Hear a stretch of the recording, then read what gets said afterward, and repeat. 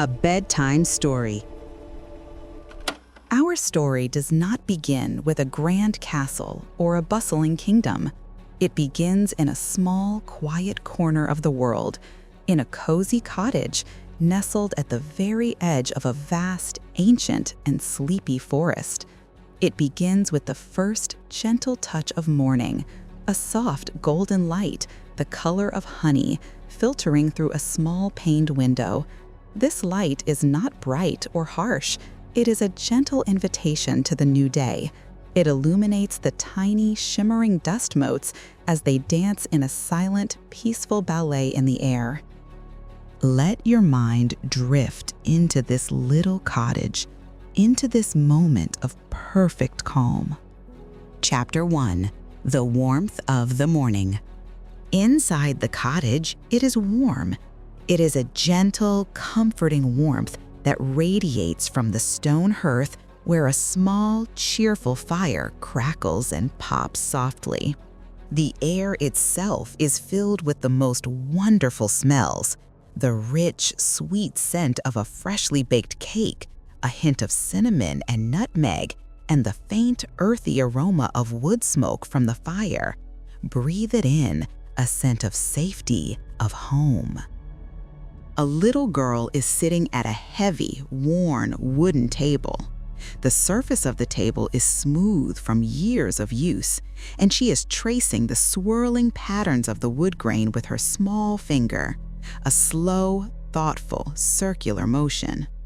Her hair is the color of spun gold, catching the morning light, and her eyes are bright with the quiet curiosity of youth.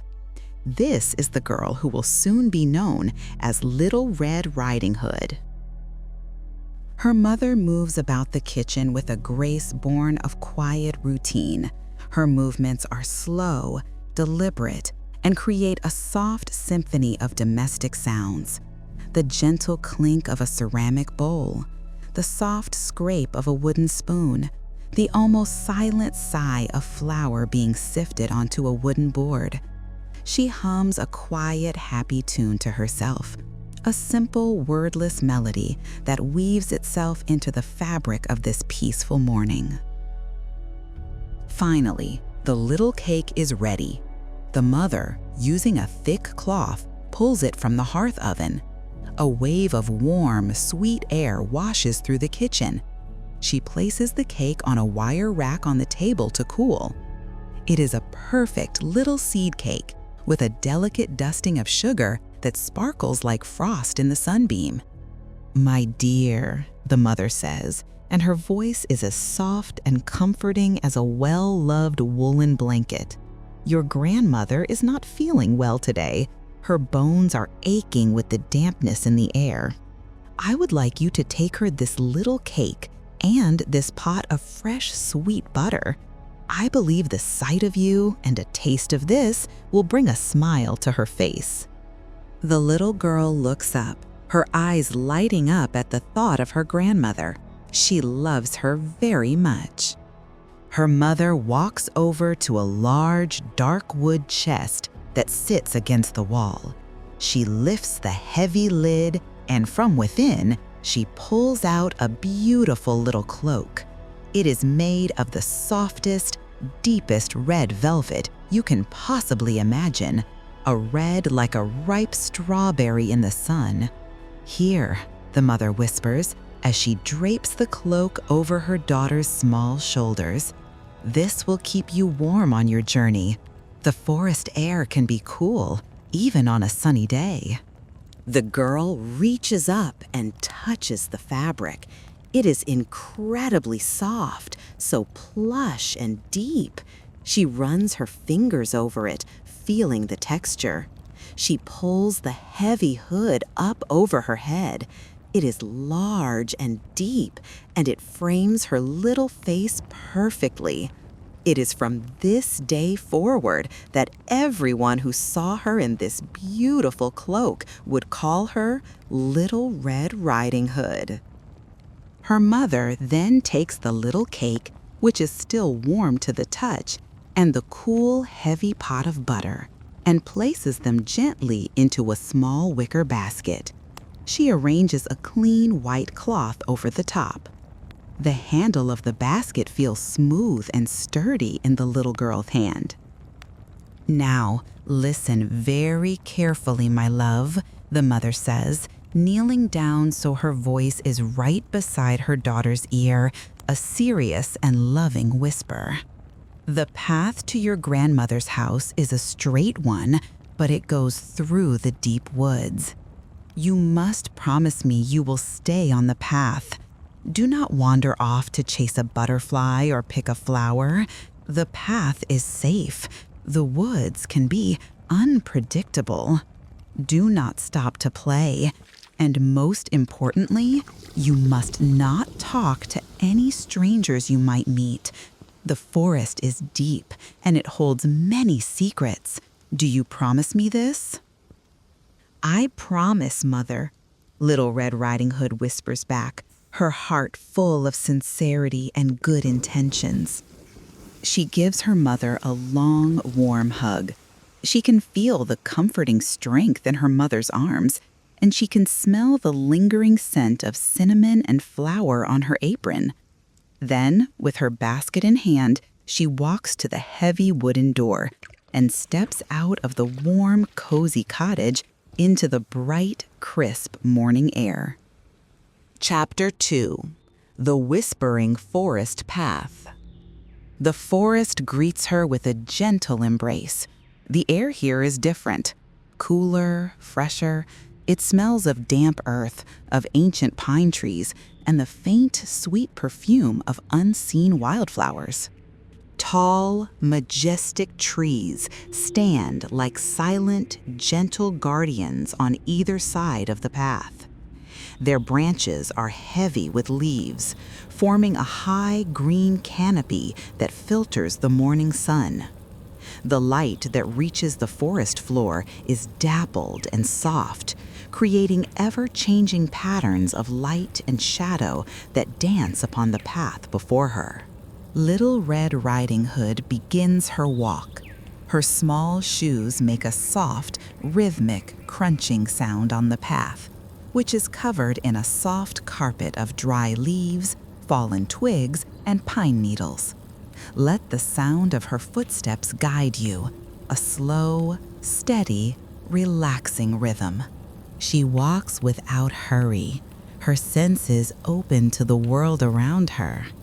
She listens to the intricate symphony of the forest, the gentle, soothing whoosh of the wind as it whispers through the highest leaves, the distant, percussive tap-tap-tapping of a woodpecker, the busy, contented buzz of a bumblebee investigating a patch of clover at the edge of the path. The path, worn smooth by time, meanders gently. After a while, it leads her alongside a small, clear stream. She pauses in her journey here, drawn by the sound of the water. She kneels down, placing her basket carefully on a patch of soft, green moss that feels like velvet to the touch. She watches the water as it gurgles and chatters, flowing endlessly over smooth, gray river stones. The sunlight catches the ripples on the surface, making them sparkle like 1,000 tiny scattered diamonds. She dips her fingers into the stream. The water is cool, clean, and refreshing against her skin. She stays there for a long time, just watching, just listening, feeling completely at peace. The forest feels like a kind and welcoming friend, holding her safely in its ancient embrace. But then, a change, a subtle shift in the air. The forest goes quiet. The birds stop their singing. The buzzing of the insects ceases. Even the wind itself seems to hold its breath. A large, unseen cloud must have passed before the sun, because a sudden shadow falls over the path, making the greens of the forest seem deeper, the browns darker. Little Red Riding Hood stops walking, and standing there, in the sudden stillness, right in the middle of the path before her is a great wolf. His fur is the color of shadow and smoke, thick and deep. His body is lean and powerful, and his eyes are a startling, intelligent, piercing yellow. He is not growling, he is not snarling. He is simply standing there, watching her with a calm, patient, unnerving intensity. She remembers her mother's words, whispered so urgently, "Do not talk to any strangers." Her heart beats a little faster, a soft thump-thump in her chest. But the wolf does not move like a threat.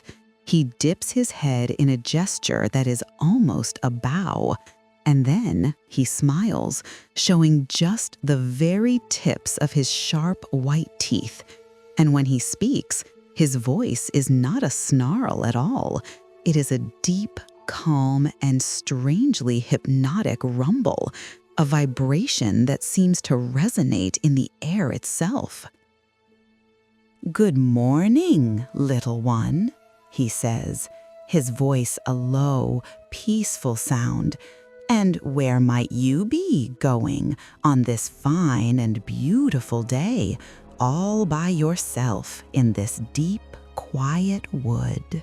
His voice is so soothing. It is like the deep purr of a giant cat. It does not sound dangerous. It sounds wise. So, forgetting her promise in that moment, Little Red Riding Hood answers him in her own small, quiet voice. "I am going to my grandmother's house, sir. She is unwell, and I am bringing her this cake and butter to make her feel better." "Ah," the wolf rumbles, a sound of deep understanding. "How very kind and thoughtful you are. A truly good granddaughter. And where does this grandmother of yours live?" "Just a little further through the woods," she says, pointing a small finger down the path. "Her house is the very first one you see when you leave the forest, standing under 3 great oak trees." The wolf's yellow eyes seem to gleam for a moment, a brief, bright flash. He looks down the main path, and then his gaze drifts to a smaller, fainter trail, nearly hidden by tall ferns and wildflowers. "You know," he says, and his voice drops even lower, becoming even more persuasive, a hypnotic whisper. "The main path is so direct, so very plain. But look over there." He gestures with his long snout towards the smaller path. That path winds through the Sun Meadow. It is covered in the most beautiful flowers you have ever seen. Poppies like drops of blood, cornflowers as blue as the sky, buttercups like little coins of gold. Why don't you take a little detour, gather a beautiful bouquet for your dear grandmother? Imagine her smile when she sees them. The sight and scent of them would surely make her feel so much better. He makes it sound like the kindest, most thoughtful suggestion in the world. "I will take this shorter, main path to her house," the wolf continues smoothly, his voice a gentle murmur. "Just to make sure the way is clear and safe for you. We can even make a little game of it to see who arrives first." Little Red Riding Hood hesitates for only a single heartbeat. The image of her grandmother's happy face when presented with a large, beautiful bouquet is too lovely to resist. The wolf seems so kind, so helpful. "All right," she says softly, "that is a wonderful idea." And with a final, charming, and knowing smile, the wolf turns and disappears down the main path, moving with a silent, effortless, and terrifying speed. Chapter 3: The Sun Meadow of Forgetfulness. Little Red Riding Hood turns onto the smaller path, the one suggested by the wolf. She pushes aside a curtain of soft green ferns and steps out of the shadows of the trees into a place of pure magic. She is standing in a large, sun-drenched meadow. The sunlight here is warm and golden, and it feels wonderful on her face and arms. The air is thick with the sweet, honeyed scent of 1,000 blooming wildflowers. She takes a long, slow breath, filling her lungs with the perfume. She carefully sets her wicker basket down in the tall, soft grass and begins her new, happy task. She sees a bright yellow buttercup, its petals so glossy they look like they've been polished. She plucks it carefully, its stem making a tiny snap. She adds a stem of delicate blue forget-me-nots, their tiny flowers like a little piece of the fallen sky. She finds a patch of deep red poppies, their petals as soft and fragile as silk against her fingertips. She wanders deeper and deeper into the meadow, completely absorbed. She follows the lazy, drifting flight of a beautiful white butterfly, its wings like paper lace. It flutters just out of her reach, leading her further and further from the path. She completely forgets about the time. She forgets about her promise to her mother. The world here in this sun-drenched meadow is so peaceful, so full of vibrant color and gentle light. She feels utterly safe, utterly happy. After a while, she lies back in the tall, soft grass, which cradles her like a soft bed. She gazes up at the deep blue sky above. Fluffy white clouds drift slowly, lazily across it, changing their shapes as they go. One looks like a ship, another a sleeping lamb. She feels the gentle warmth of the sun on her skin.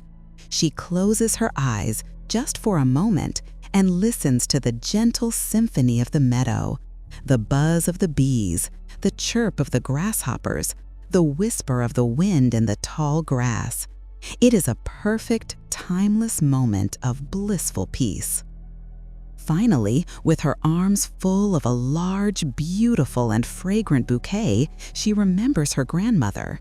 She gets up, brushes the grass from her red cloak, picks up her basket, and happily continues on her way, humming the little tune her mother was humming this morning, convinced she has chosen the most wonderful path in the entire world.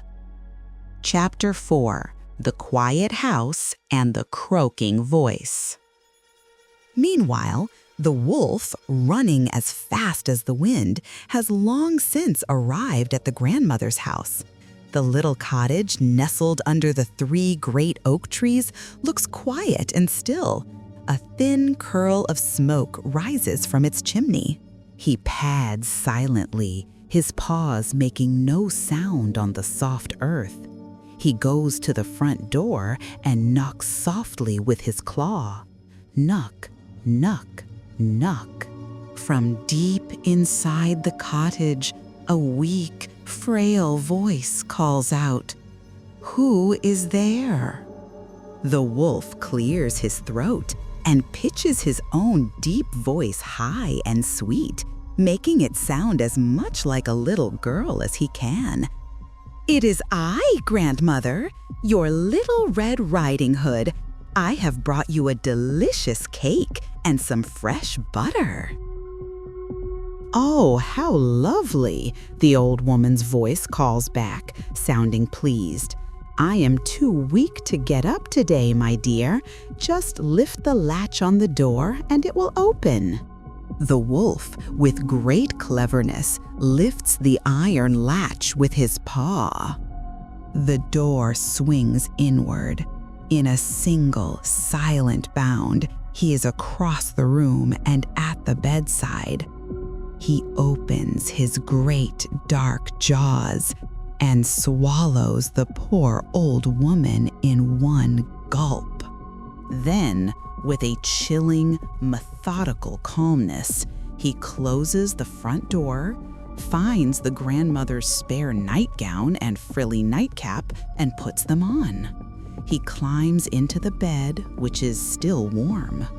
He draws the thick curtains around the bed, leaving only a small gap, and pulls the heavy quilt all the way up to his chin.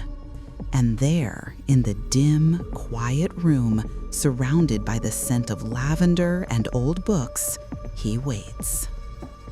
A little while later, Little Red Riding Hood arrives at the cottage. She notices that the door is not quite shut, which seems strange. The house seems unusually quiet. She walks to the door and knocks softly.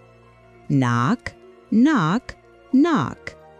Who is there? A voice calls from inside. The voice sounds wrong. It is hoarse and low and gravelly, not at all like her grandmother's gentle voice. "It is I, grandmother," she calls out, a little hesitantly. "Little Red Riding Hood." "Lift the latch, my dear," the hoarse voice croaks from within, "and come inside." She lifts the latch, and the door creaks open. The inside of the cottage is dark and shadowy, as the shutters are mostly closed. The air feels cold and still. She sees the large canopy bed, its curtains drawn, looking like a dark cave in the corner of the room. "Grandmother," she says softly, her voice barely a whisper, as she takes a slow step inside. "Come closer, my child," the voice from the bed says. "Come closer." She walks quietly, her soft shoes making no sound on the stone floor. She walks to the bedside. It is so dark in the room, she can barely see the figure lying beneath the covers. She can only make out a shape and the white frill of a nightcap. "Oh, grandmother," she whispers, her voice filled with a sudden, deep concern. "What very big ears you have." "All the better to hear you with, my dear."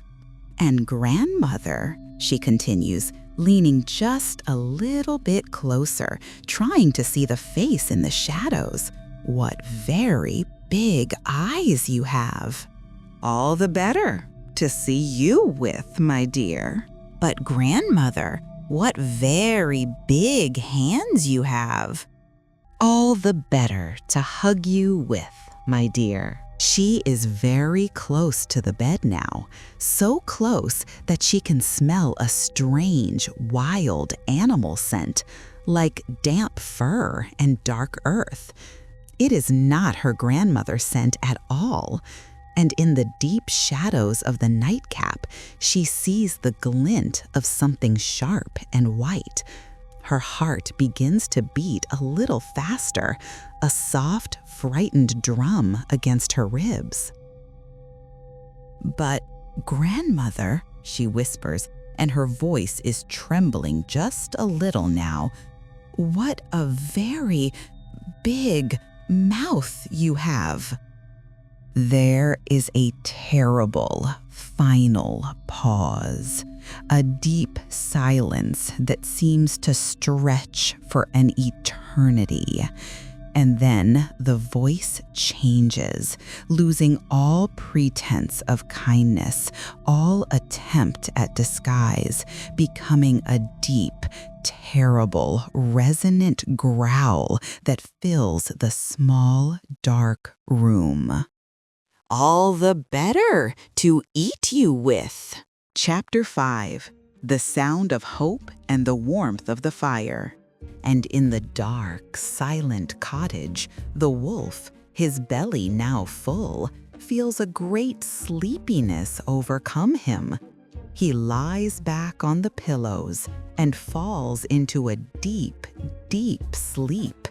He begins to snore, a loud, powerful, rumbling sound that seems to make the very floorboards of the little house vibrate. Just at that moment, a local woodcutter is passing by the cottage on his way home. He knows the kind old woman who lives there, and he finds it very strange to hear such a loud and powerful snoring coming from inside. My goodness, he thinks to himself, pausing to listen. The old lady is snoring like a thunderstorm. That does not sound right at all. I should just peek in and make sure she is all right. He walks to the front door and sees that it is ajar. He pushes it open gently. He steps inside the quiet house, and his eyes immediately fall upon the great wolf fast asleep in the grandmother's bed. At once, he understands everything that has happened. He moves with a quiet, determined purpose. He does not reach for his heavy axe to bring more violence into the little house. Instead, with great care and precision, he takes a large pair of sewing scissors from the grandmother's sewing basket on the windowsill. He approaches the sleeping wolf, and with a steady hand, he begins to snip open the wolf's great belly. The sound is quiet, precise, methodical. After just a few careful snips, he sees a flash of deep red velvet, and with one more long, careful cut, out jumps Little Red Riding Hood, safe and completely unharmed. And right after her, out comes the grandmother, also alive and whole, though a little out of breath. They do not linger on the sight of the sleeping wolf. Instead, working together in the quiet twilight, they go out into the garden and gather heavy, smooth, gray stones from the stream bed. They fill the wolf's belly with the heavy stones, and the grandmother, with her nimble fingers, quickly sews the seam shut again. And when the wolf finally wakes from his deep sleep, he feels terribly thirsty and incredibly heavy.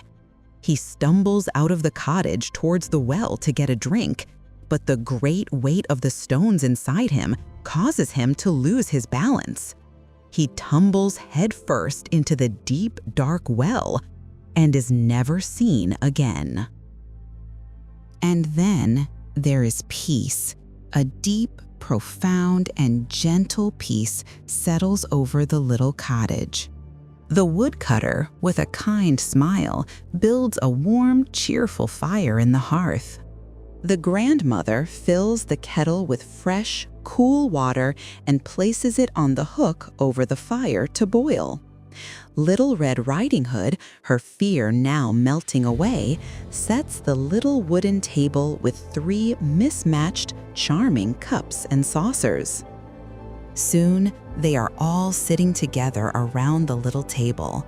The firelight from the hearth flickers and dances, casting warm, gentle, moving shadows on the walls. It is safe now. It is warm. The air is filled with a feeling of profound relief and comfort. The kettle begins to whistle softly, a happy, steaming sound. The grandmother pours the hot water into a teapot filled with fragrant herbs. She pours the steaming, fragrant tea into the 3 cups. Little Red Riding Hood opens her basket and takes out the little cake, which is still miraculously intact. She places it in the center of the table. They sit there together, sipping their warm tea and eating the sweet cake. They do not speak much. There is no need for words. They simply exist together in the comfortable silence, listening to the crackling of the fire and the steady, reassuring ticking of the clock. The world outside the cottage windows is now dark. The forest is deep and full of shadows, but inside this little house, there is only warmth, safety, and a deep, lasting peace. And Little Red Riding Hood, she never, ever strayed from the path again. Now, just continue to listen to the fire. Listen to the ticking of the clock, and let these sounds of safety and comfort carry you away into a deep and peaceful sleep.